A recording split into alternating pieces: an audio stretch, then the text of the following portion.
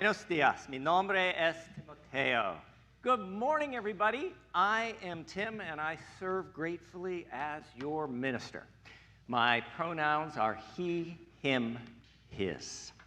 Welcome to the Unitarian Universalist Church of Fresno, California.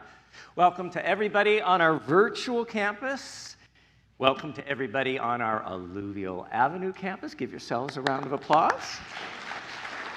And a special welcome this morning to everybody who is watching the service later on Facebook or YouTube. Trust me, it's a great service. We are one congregation in many places. Our monthly worship theme for October is courage, and today we will explore the courage it takes to embrace a spiritual practice that takes us out of our comfort zone and into the unknown.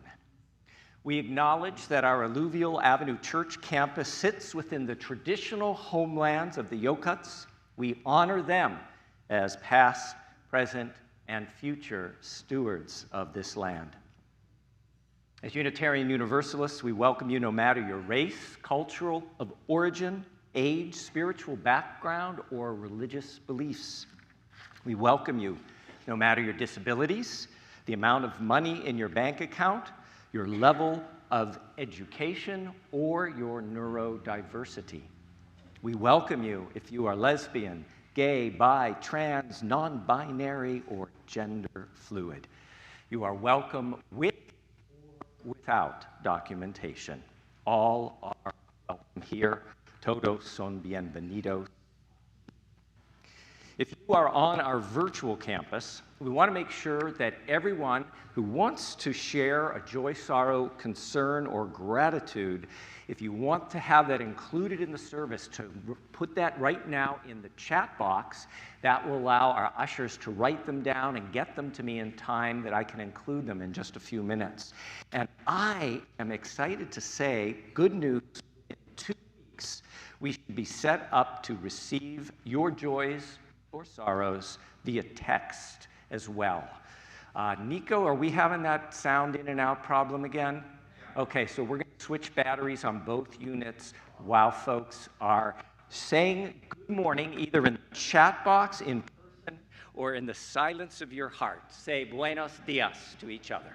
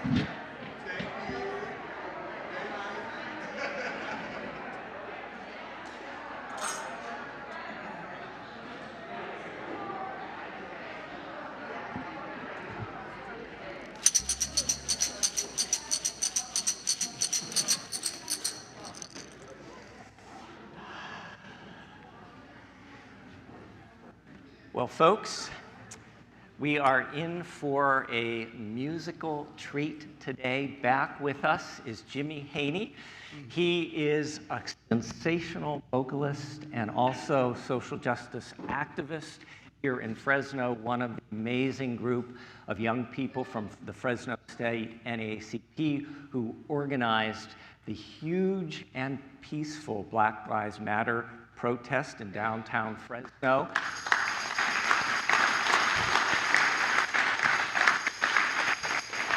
And so, before the music, let's enjoy a moment of sinking into the silence which will be filled with love and joy and defiance.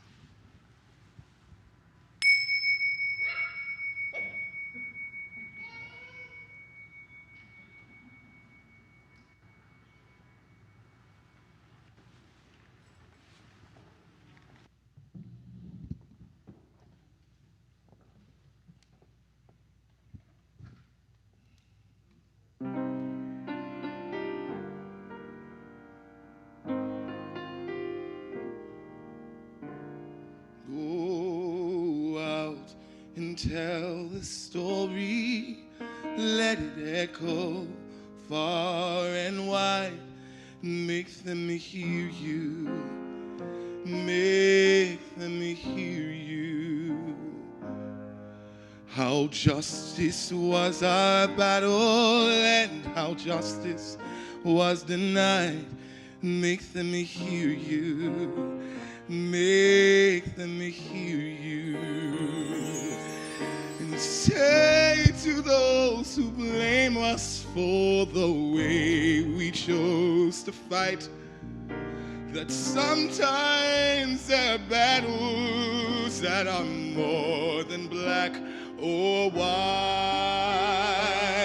So I will not put down my sword when justice was my right.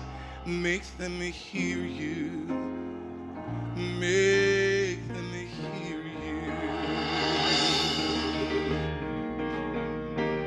Go out and tell the story to your daughters and your sons.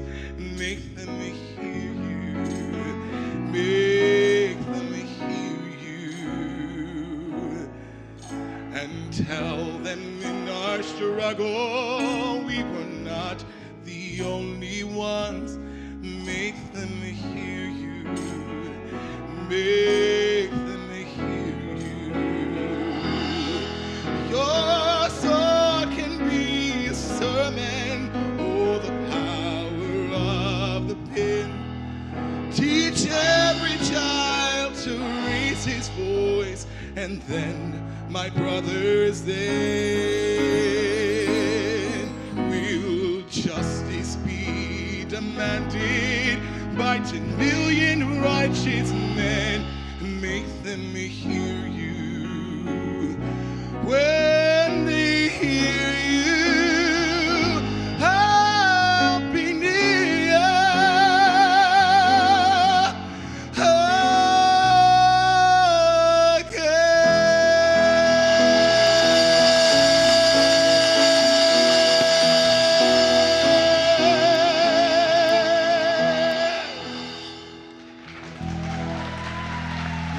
Thank you.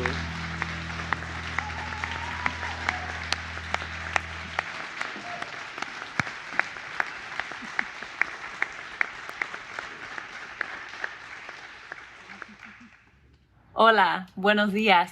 Mi nombre es Karen Ponetz, mi pronombre es ella y sirvo con gratitud como directora del aprendizaje de por vida. Hello, good morning. My name is Karen Polnitz. My pronouns are she, her, hers, and I serve gratefully as the Director of Lifelong Learning. In a moment, we'll light our chalice on our Alluvial Avenue sanctuary. For folks at home, please bring a chalice or candle close so that we might kindle our flames together. As Unitarian Universalists, we open to spiritual practice in many forms. For some, it may be a quiet walk in the first rays of the morning sun. For others, a wild dance of bright joy. In our home, a nightly blessing or chalice lighting before dinner brings us together in spiritual reflection. However we practice, these acts offer a sense of grounding, a familiar routine that invites us deeper into our own hearts and reminds us that we are connected to all that surrounds us. For many of us gathered in this one congregation in many places, social justice is an important part of spiritual practice. Our work for social justice is the spiritual practice that takes that sense of connection and drives it forward with loving action so that all people and life on this planet might enjoy the peace and feel the comfort that we experience on that gentle morning stroll. Indeed, it is our very connection to spirit that calls us to social justice action. This shared flame says, we shall not remain silent. We must take steps to take deeper care of one another. It is for all of this that we kindle the flame of our chalice. Tim, are you ready to light our chalice on our Alluvial Avenue campus? Karen, I am ready to light the flame of justice and love. Will those of you on our virtual campus join me in lighting the chalice in the sanctuary of your home or heart?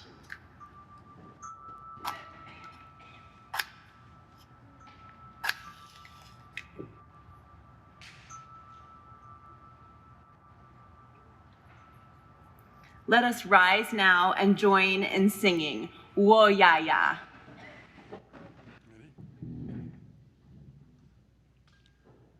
One, two, three, four.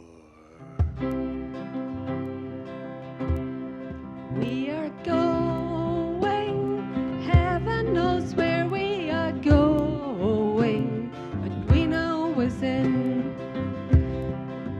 and we'll get there. Heaven knows how we will get there, but we know we will. It'll be hard, we know, and the road will be muddy and rough, but we'll get there. Heaven knows how we will get there. We know we will. Wo ya ya, wo ya ya, wo ya ya, wo ya ya, wo ya. We'll bring. Heaven knows where we are going, but we know we's in, and we'll get there. Heaven knows how we will get there, but we know we's in. Oh, wo ya ya, wo ya ya, wo ya ya, wo ya ya ya ya, wo ya ya ya ya, wo ya ya ya ya, wo ya ya ya ya, wo ya ya ya ya, wo ya ya ya ya, wo ya ya ya ya.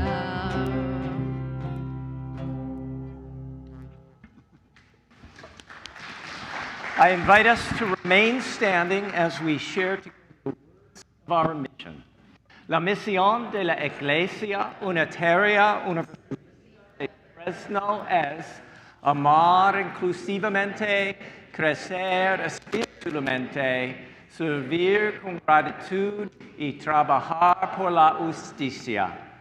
The mission of the Unitarian Universalist Church of Fresno is to love inclusively, grow spiritually, serve gratefully, work for justice. Please be seated.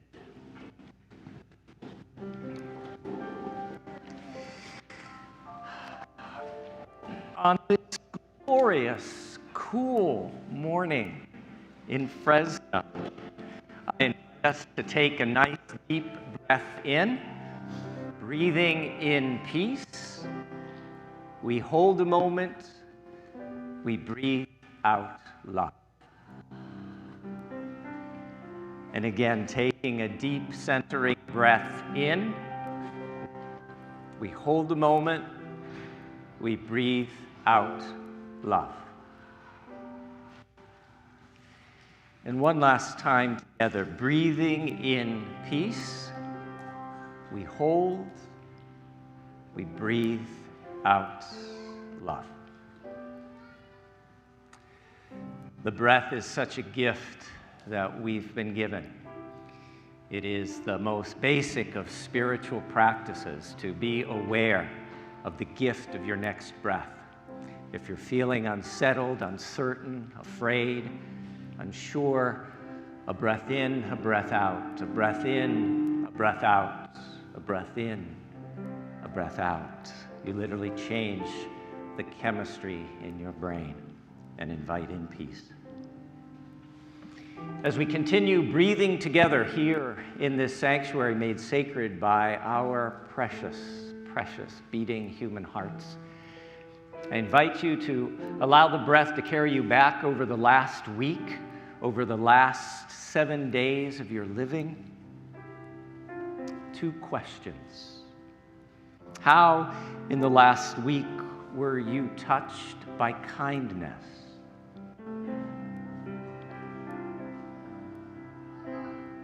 In the last week, did you touch someone else's life with kindness?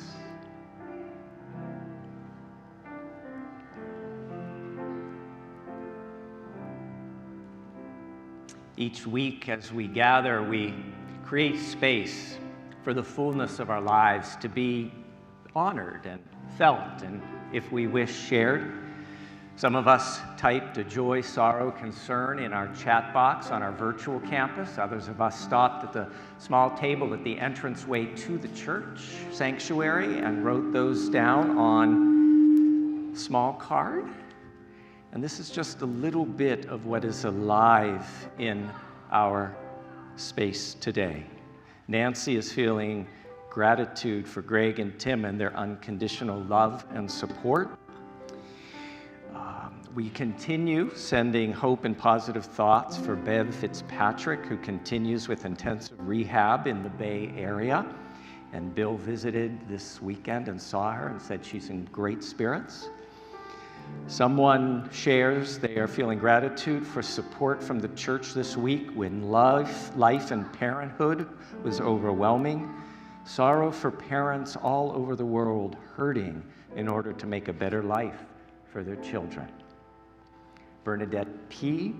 says she's celebrating having another opportunity to make good trouble when she joined the Women's International League for Peace and Freedom yesterday.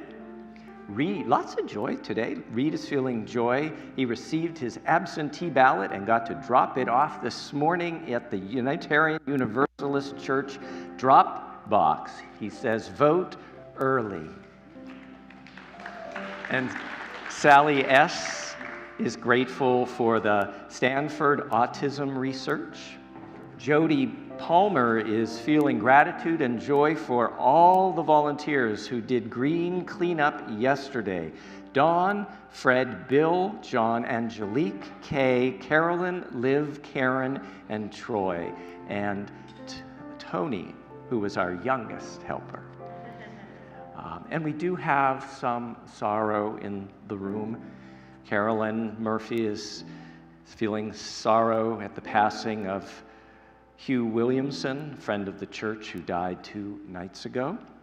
And from our virtual campus, Christina sends her love to her sister-in-law who is grieving the recent loss of her husband. And she also sends warm hugs to the 2 corgis at home who are also grieving the loss of their owner. And Christina feels joy at seeing other relatives at the wake. We also lift up our beloveds, those among us who cannot be here physically because of illness or mobility issues, but they are present in spirit, including Margaret H., the aforementioned Bev F., Denise S., Edith H., William H., Glenda R., Pat M., and Josephine J. We acknowledge that October is Breast Cancer Awareness Month. We continue celebrating LGBTQIA+ History Month. And I can't tell you how great that is to say it in a church, that we're celebrating LGBTQIA+ History Month. And we would be amiss if we didn't send our love and our support to those in Iran who are standing up for justice, especially the brave women risking their lives. And so for so much this morning that's been shared, for all that we're holding in the sacred silence of our own hearts, we light our candle of community.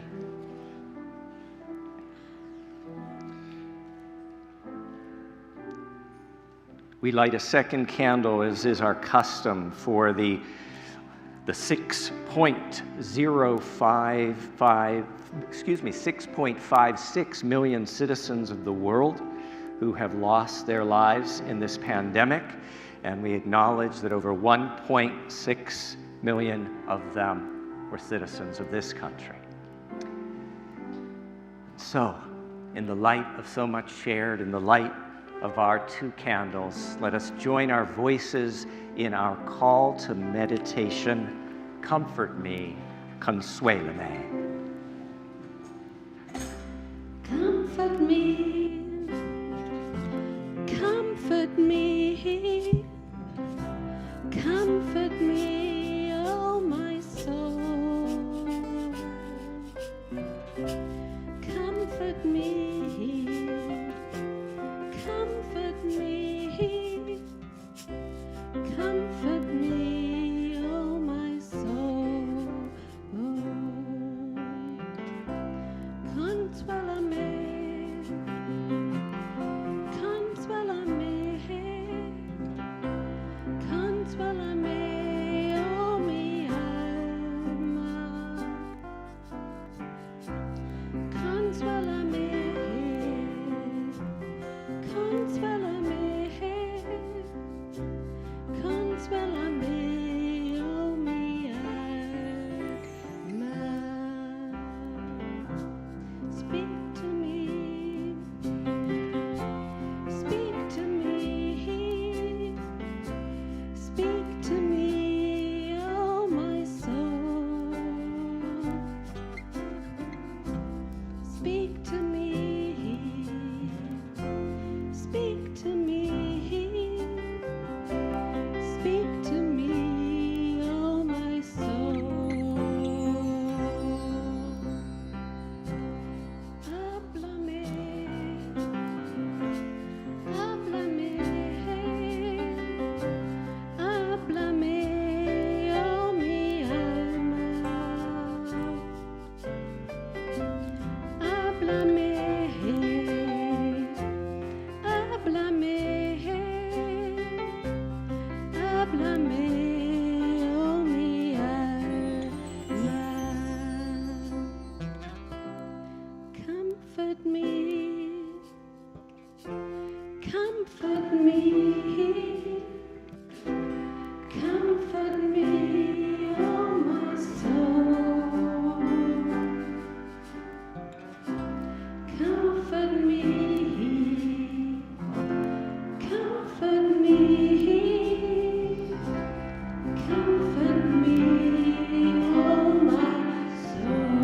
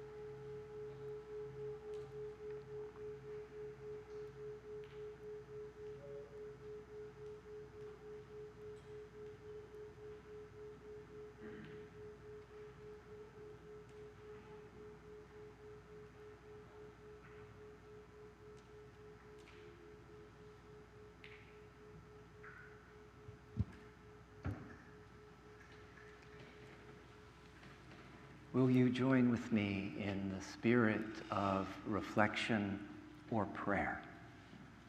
Let us pray.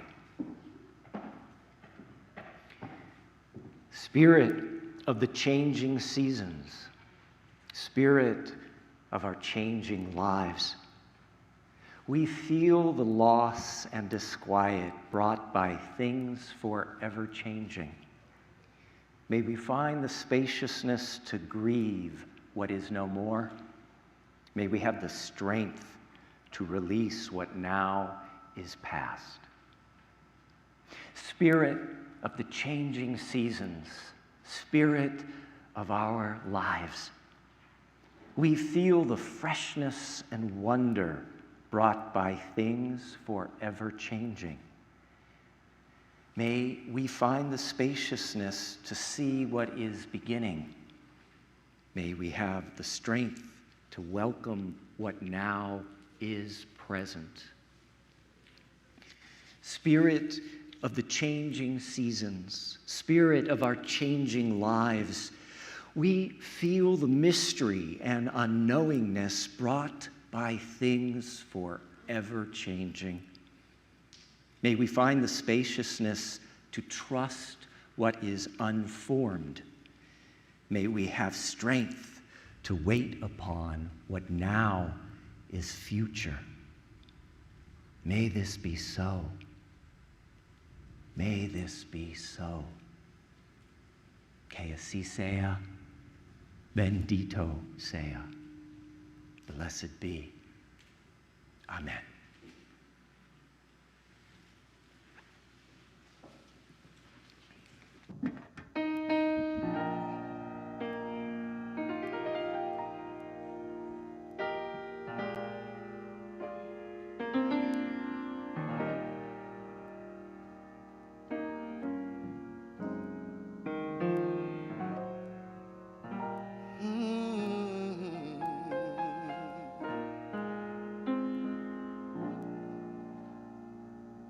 Why should I feel discouraged? And why should the shadows come? And why should my heart feel lonely and long for heaven and home?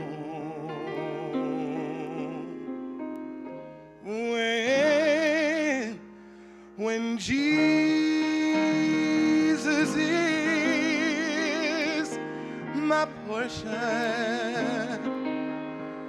a constant friend is He. His eye is on the sparrow. Yes, I know, He watches over me.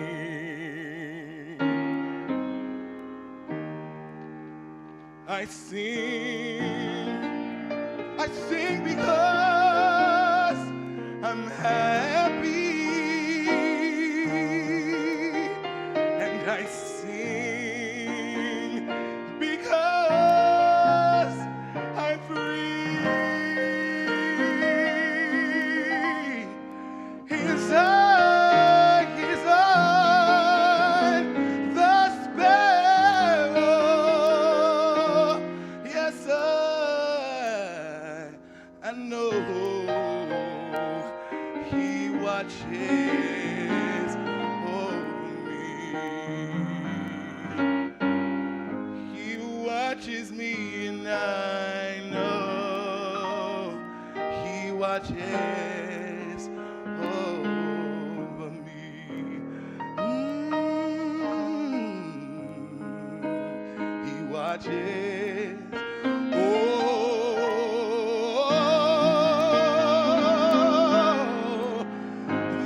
me.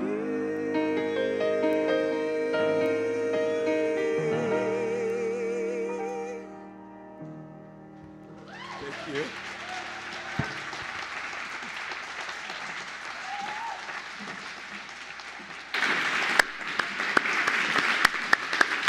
Jimmy Haney.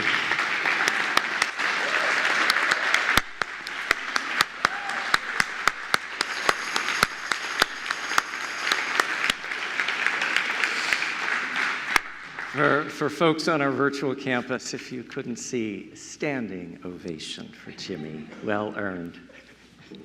And I got to tell you, the best is yet to come. Wait. So I was talking with a pastor from one of our nearby megachurches.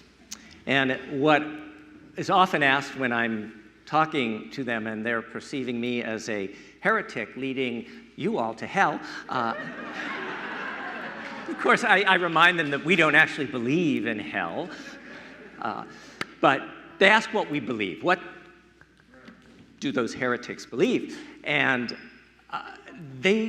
it's hard for them to wrap their heads around the fact that we don't have a creed as Unitarian Universalists.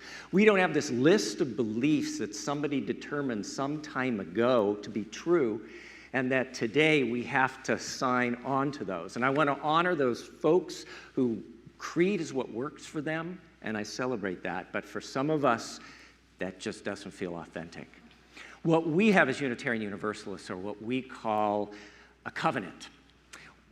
It's less about how we're meant to think, and it's more about how we're meant to act and be in the world. So they're beliefs that are the foundation of that covenant, but actually we focus on action, how we're going to be in relationship with each other and the world. We call these our principles and purposes. And beginning in the 80s up until just recently, we've had 7 principles and purposes of Unitarian Universalism. And recently, some of us have added an 8th. And I'm going to invite you, if you feel so moved, to just join with me as we say out loud these first 7 principles, and then we'll stop.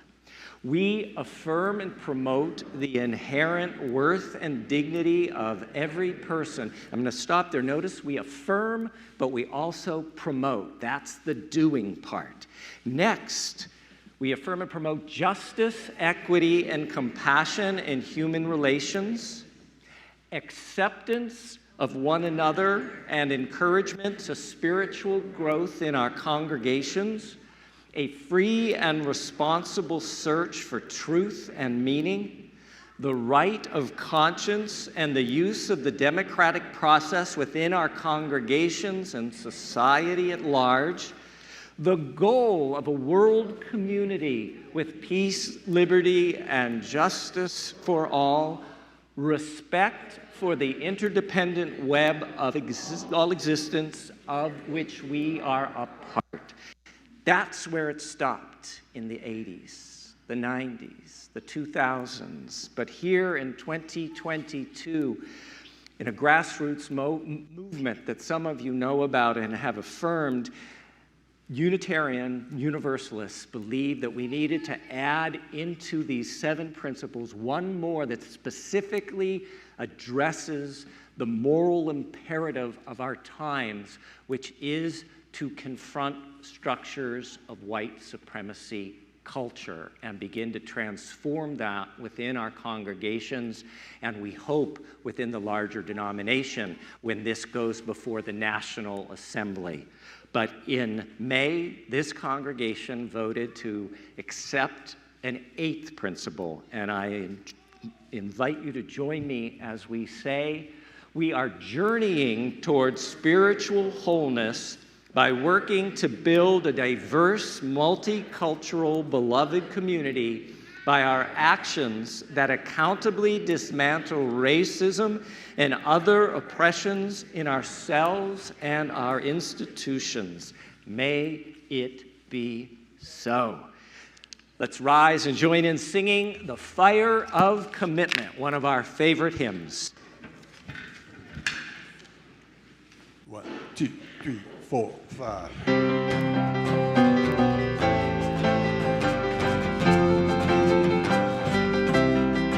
From a life of Let's remember birds of peace, wise and clear, guiding ships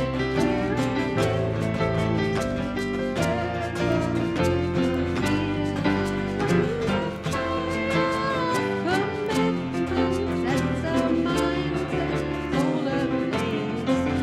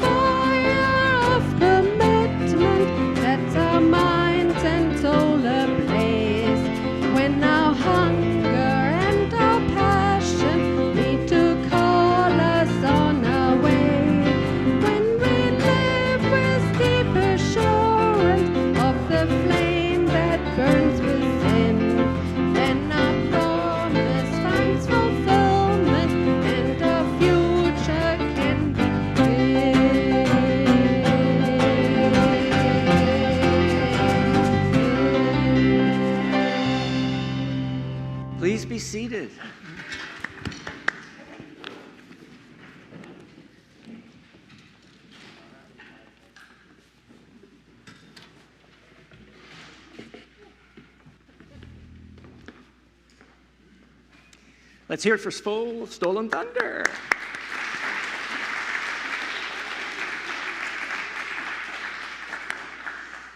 I think I need a spiritual practice. That is the voice of my neighbor, Angelica, who was walking her dog with me. She gave her permission to share this conversation. Angelica said, "It is all just feeling way too much." "What is?" I asked. Angelica replied, "Everything. Food prices, gas prices, the January 6th hearings that changed nothing, democracy hanging by a thread, my granddaughter's depression. It is all just feeling too much." Anybody relate to that? Yeah. Type an exclamation point in the chat box if that feels familiar.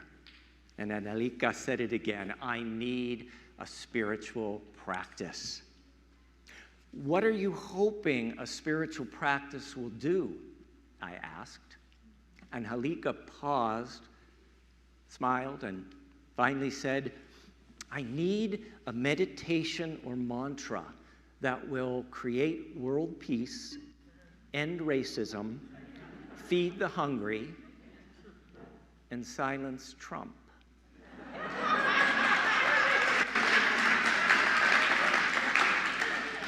I've always said that a spiritual practice does two important things. A spiritual practice centers and grounds us within our individual self, and it connects and grounds us within something larger than ourselves. A spiritual practice centers and grounds us within our individual self, and it connects and grounds us within something larger than ourselves. So think for a moment about traditional notions of prayer. Formulating our prayer to God, Goddess, Source, higher power, we go within to feel what it is that we are grateful for. Go within to see what is worrying us or causing distress. And then from within, we ask ourselves, what is it that we need in this moment? We're centering and grounding ourselves in our individual self. Then, to our higher power, we express that gratitude, those concerns or needs to that greater power. In doing so, we become connected to something greater than our individual self. As Unitarian Universalists, because we have a broad understanding of what is sacred, what is holy, and what gives meaning to life, our notions of spiritual practice can encompass more traditional forms of spiritual practice, such as yoga, meditation, tai chi, or chanting. But because we look at spirituality as encompassing more, we can reach beyond that. Just being in nature is one of Unitarian Universalism's most beloved and common spiritual practices. How many would say being in nature is one of your spiritual practices? Okay, so many of us. The Unitarian Transcendentalists like Ralph Waldo Emerson, Henry David Thoreau, Margaret Fuller, Emily Dickinson, and Walt Whitman taught that the divine wasn't found in a sacred book or inside a church, but that the divine was unfolding herself continuously in the infinity that is nature. Henry Wordsworth Longfellow called himself, quote, a worshiper of nature. For the Transcendentalists, notes author Barry M. Andrews, the revelations of nature had replaced the revelations of the Bible. This is true for many of us. Emerson spoke great wisdom when he declared, "In the woods we return to faith and reason." Nature centers and grounds us within our individual self, and it connects and grounds us within something larger than ourselves. If this resonates for you, type N for nature in the chat box. Spiritual practice for Unitarian Universalists can take many forms beyond the idea of being in nature, and even those commonly considered secular activities. Take, for instance, Anton, a member of a congregation I previously served. He was a humanist who would proudly proclaim, "I don't have a spiritual bone in my body." "But you do have a spiritual practice," I would argue. He'd scoff and say, "There's nothing spiritual about me. I don't need that stuff. Just give me science." I'd smile and ask him, "Anton, what is it you do each day during lunchtime?" "I swim at the YMCA," he replied. "And what happens when you are swimming at the YMCA?" Anton thought about it and then answered, "My head clears and I feel grounded back into my body. Then after a while, I just get into the zone and feel like part of some giant flow of movement and energy." Bingo! I would say, swimming is your spiritual practice. A spiritual practice centers and grounds us within our individual self, and it connects and grounds us within something larger than ourselves. Someone else who claimed they didn't have a spiritual practice, Jules, who is another member of that congregation I previously served, they had a passion for finding emerging indie rock bands. Jules would spend an hour or two each night surfing the internet for the latest in lo-fi, noise pop, emo, slowcore, and math rock. Then he'd drop into chat rooms to talk with fellow music enthusiasts. Jules and I decided that pursuing the latest in indie rock was their spiritual practice, because listening to that music at night centered and grounded them in their inner emotional reaction to the music. They were connected to the core of their being. And then it connected Jules to something larger than themselves on those chat rooms where they would connect with so many other people who would celebrate emerging artists, and they would support and care for one another in their passions. My understanding of spirituality has greatly changed over time. If you talked to me 20 plus years ago and talked to me today, very different understanding. When I first began in ministry over 2 decades ago, I viewed spirituality as primarily an internal experience or process. I believed that spirituality was something we cultivated solely within ourselves. I believed spirituality was an intensely personal matter, a direct relationship shared with the source of wonder and mystery that some of us call God. I believe that change in the world would come internally by changing our own selves, one individual at a time. But as my own spiritual journey progressed, as my own ministry progressed, I discovered that that understanding was only half of the picture. I know now that spirituality is not a private conversation with God or Source or our inner self. It's not something that's meant to make us feel better and solely carry us to some place higher above the cares of the world. Yes, we can nurture our spirit through prayer, meditation, exercise, the arts, nature, gardening, ritual, music, reading, photography, writing, journaling, all those wonderful things and wonderful ways we reconnect to our sense of self and our sense of something transcendent. But I believe that this internal, personal experience is meaningless without a shared external spirituality, one that reaches out into the world and touches the ground of all being.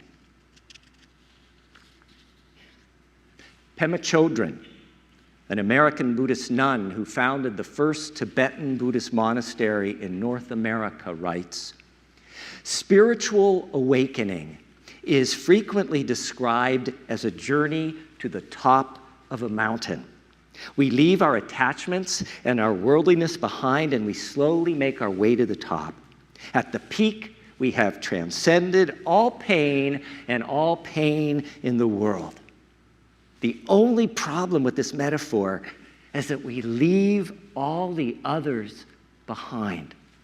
Their suffering continues, unrelieved by our personal escape."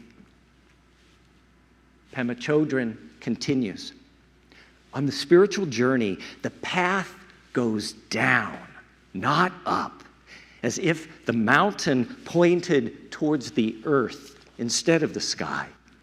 Instead of transcending the suffering of all creatures, we move towards turbulence however we can. We explore the reality and the unpredictability and insecurity of the world's pain, and we try not to push it away. We move down and down and down into it. We open our hearts to it. We become so open that we take the pain of the world in. We let it touch our hearts and turn it into compassion.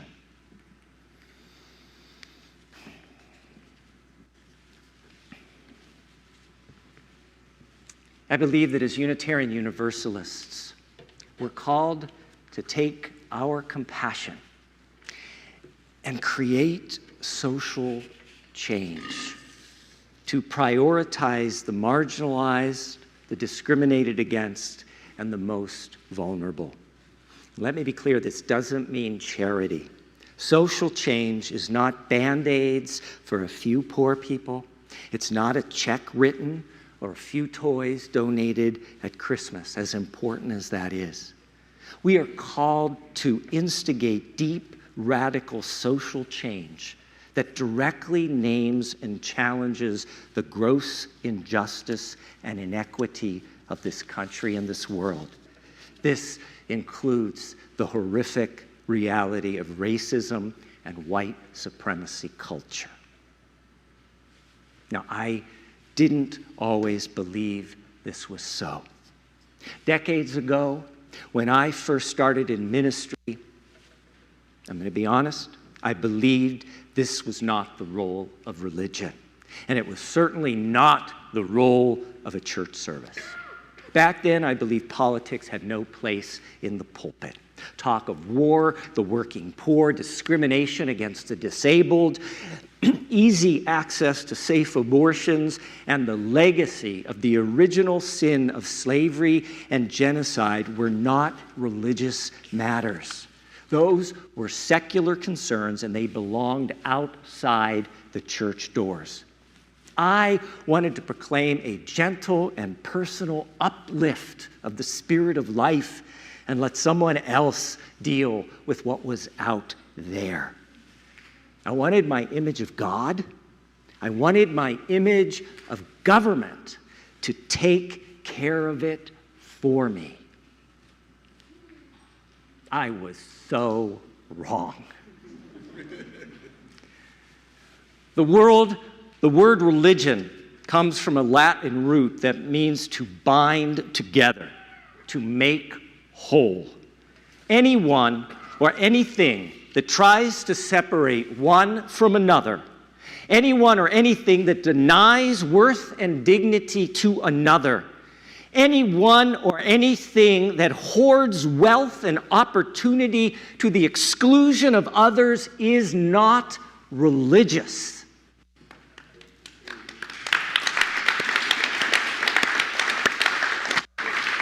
But we Unitarian Universalists are trying to be. We are learning how to be religious, learning how to live in a way that binds people back together, that seeks wholeness and equity for all.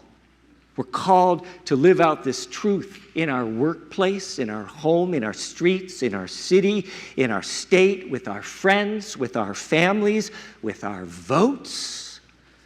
We're called to create a planet that's transformed by our compassion, that's transformed by our care.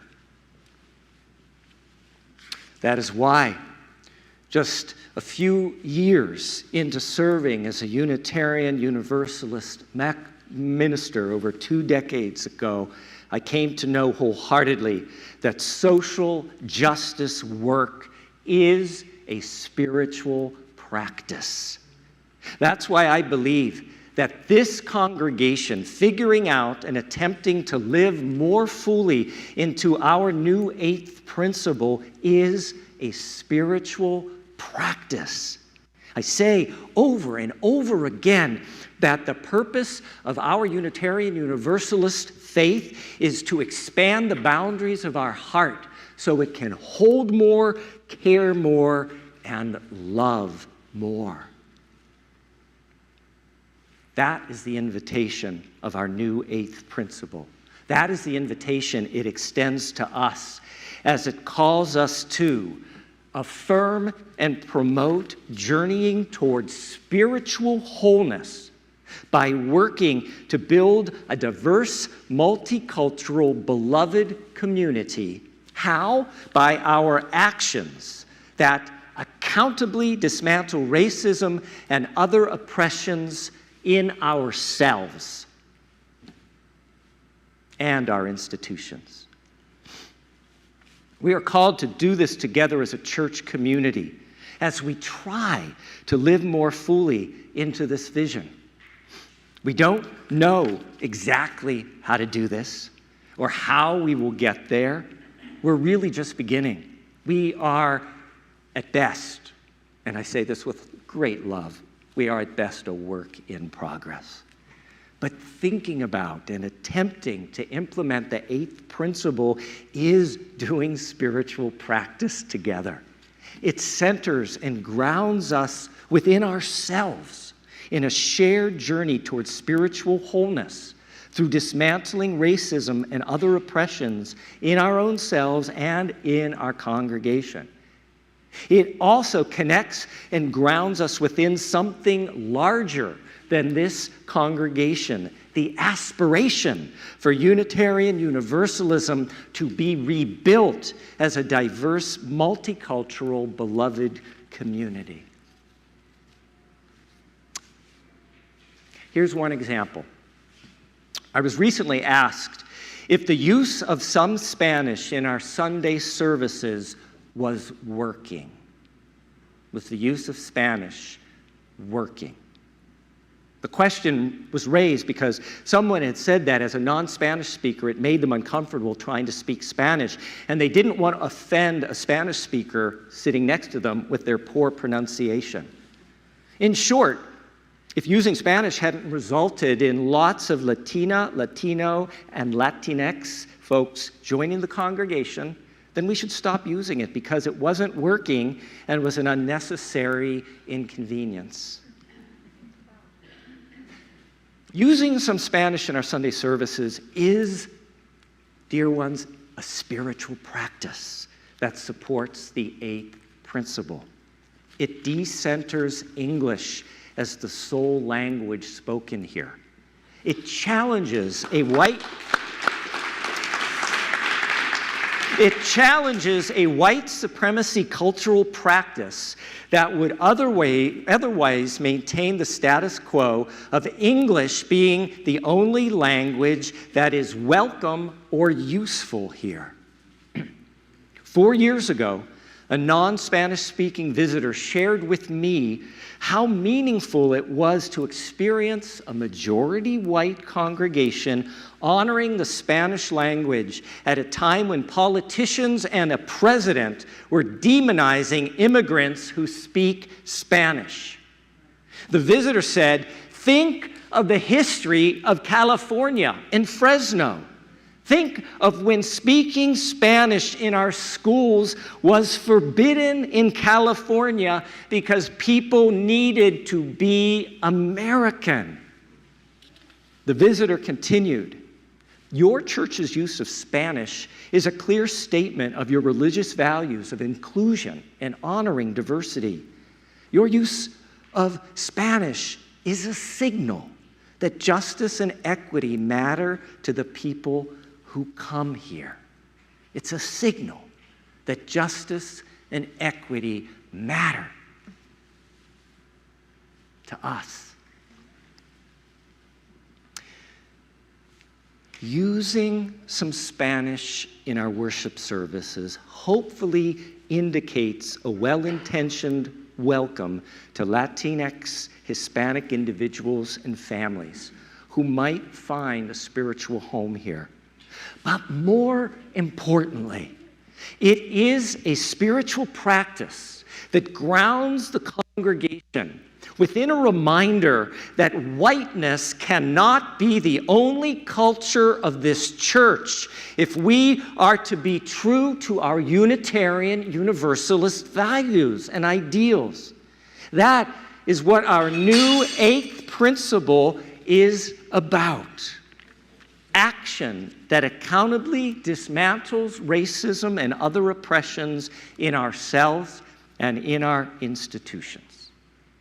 A spiritual practice.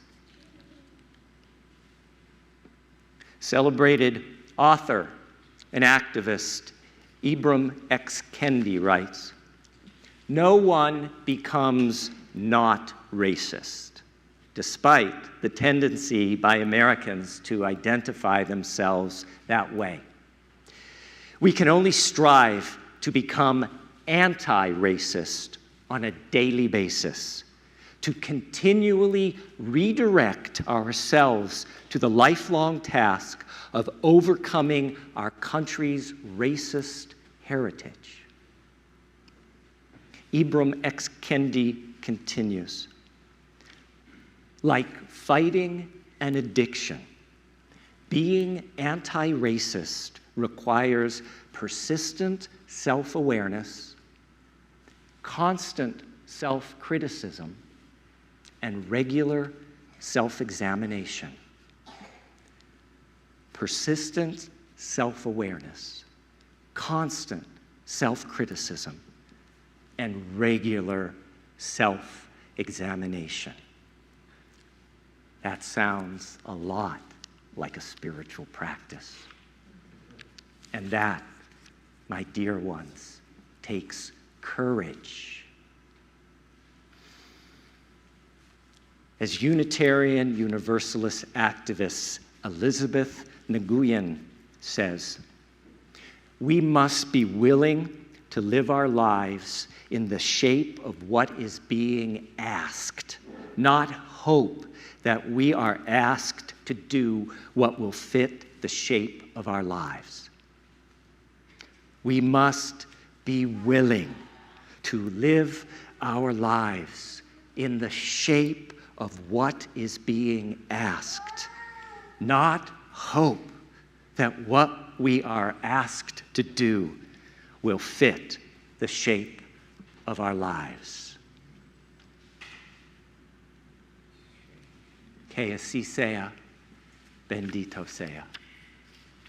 May it be so, blessed be. Amen.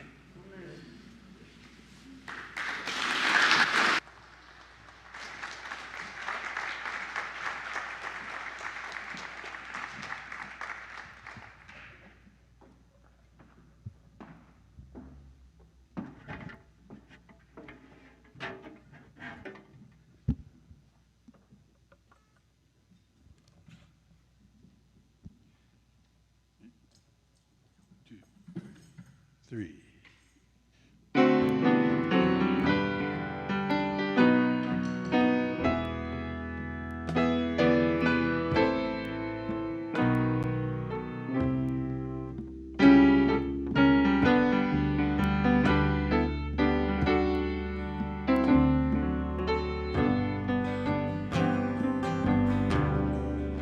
Lift every voice and sing till earth and heaven ring, ring with the harmonies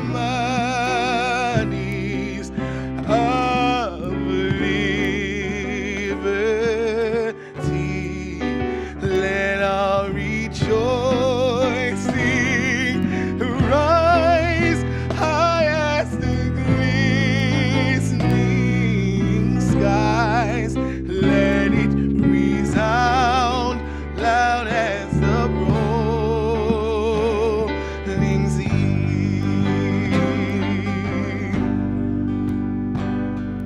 Sing a song full of the hope that the dark path has taught us. Sing a song full of the faith that the present has brought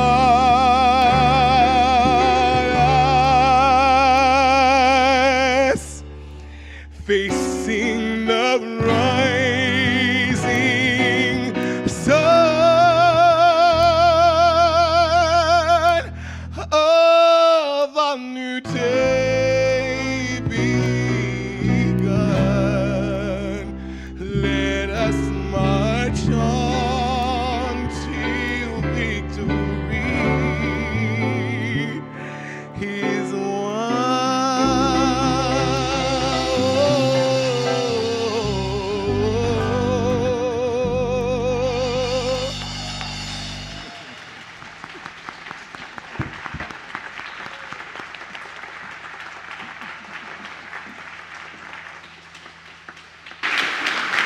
Jimmy, come on back up. Come on back up. We want to just appreciate. Woo! Everybody, Jimmy Haney.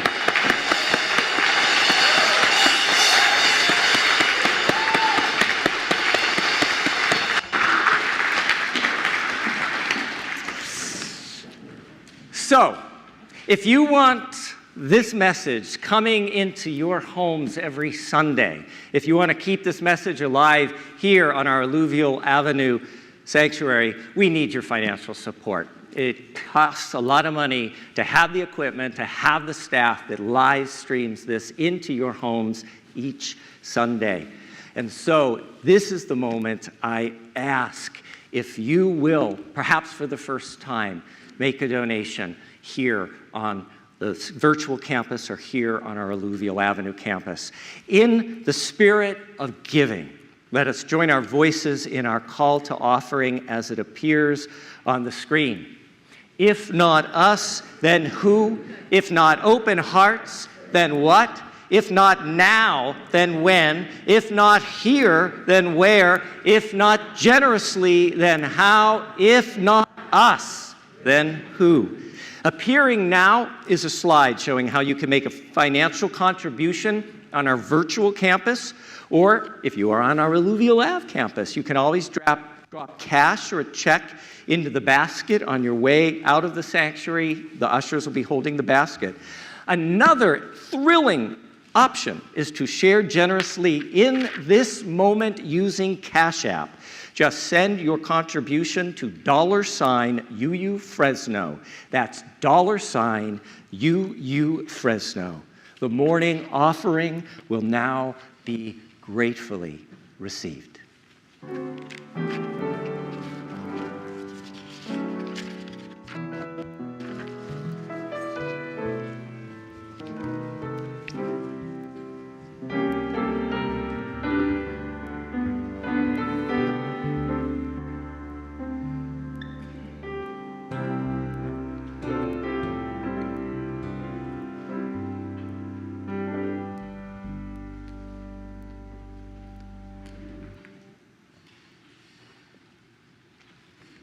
Hello again, Karen Polnitz here at the Polnitz family home. Again and again, I see, hear, and feel the people of this community stand up and affirm the call for justice. We are a people who are unafraid of naming racism for the harmful reality that it is. When we unanimously voted to adopt the 8th principle, we said just that. We said, we see this awful truth. We see it, and we name it, and we pledge to work against it. Today, we continue to examine exactly what that work will look like so that our congregation might truly embody the transformative power of justice. As Danielle Koch so beautifully puts it, you were created to do good work, work that empowers and inspires, liberates and transforms, restores and softens. Yes, this is work, and it is good. While we extinguish this flame, know that the flame of justice burns brightly inside of you. May you draw strength from it as you work along the path of justice. This isn't easy work, but it is essential spiritual practice, and you are the right person for the job. As we prepare to end our service and enter into our afternoon, please join me in our chalice extinguishing words. Extinguimos esta llama, pero no la luz de la verdad, el calor de comunidad o el fuego de nuestro compromiso. Estos los llevaremos en el corazón. We extinguish this flame, but not the light of truth, the warmth of community, or the fire of commitment. These we carry in our hearts. Que les vaya bien. May you be well. Here's a wave to everyone on our virtual campus and those watching later on Facebook or YouTube. You are loved and cherished. Tim, we have some reminders before closing words. I do, Karen, but first, how about giving our appreciation to Karen, our Director of Lifelong Learning? Fast approaching, our chancellor is Patty Bennett. Patty Bennett is our coordinator of community life. If you are new or newish to our church community and you want to figure out how it is you connect and start to feel like you belong, Patty is your go-to person. Just look for her in the brilliant blue outside after the service. Couple quick reminders as we exit today. We're going to allow our socially distanced folks to leave first, followed by everybody else. I will be outside for a very brief receiving line, and there is also coffee hour. You can grab coffee, but most important, we're doing it a little bit differently today. Today is our fall congregational meeting. What we need is everybody who is a church member, get your coffee and then come back in because we need a quorum. It's going to be a fast meeting, but it's important, and I will give you a financial update on the church. So we will reconvene here. Also on Zoom, you can join us on Zoom and be part of our fall congregational meeting. Also want to let you know that 2 weeks from today, we will be having our Dia de los Muertos service. We have the mariachi band coming back. They are amazing. So this is a service you'll want to bring your friends to 2 weeks from today. Also bring mementos, pictures, food, drink of loved ones who have passed in the mysteries of death, and we will be building our traditional altar as well. That's 2 weeks from today. We have now an invitation from Lauren Hubbard to participate in One Small Step. It's a powerful conversation opportunity through StoryCorps for you to talk to someone else from the Valley whose values are the polar opposite of yours, but in this guided conversation, you actually will each come to see your humanity. So here's from Lauren. He did it, and he'll tell you what it was like. Hi everybody, this is Lauren Hubbard, and I'm going to talk to you a little bit about my experience with One Small Step through StoryCorps. I had the opportunity to have an interview with someone who I didn't know. We actually were paired up, both of us from the Central Valley. It was a really great experience to kind of get out of my norm and my own circle and talk to somebody who didn't necessarily have the same political views that I had, but in conversating, was able to find out that we have a lot of stuff in common, and I think that's the point and why everyone should do it, is to get out of your own circles and get experience in talking with someone with other life experience. They'll learn from you, you learn from them, and it'll make us all a better community.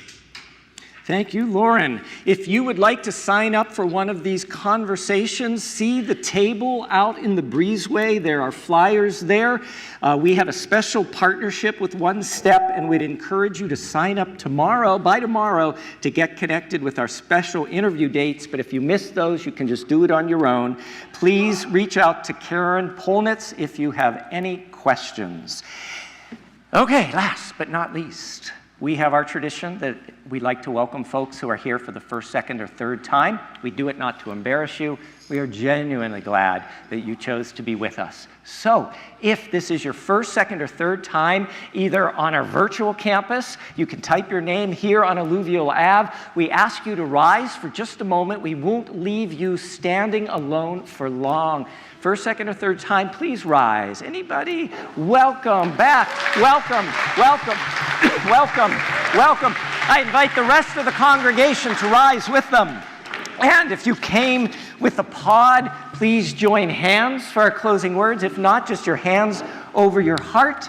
Our closing words come from the Reverend Wayne Arneson, a Unitarian Universalist minister. Take courage, friends.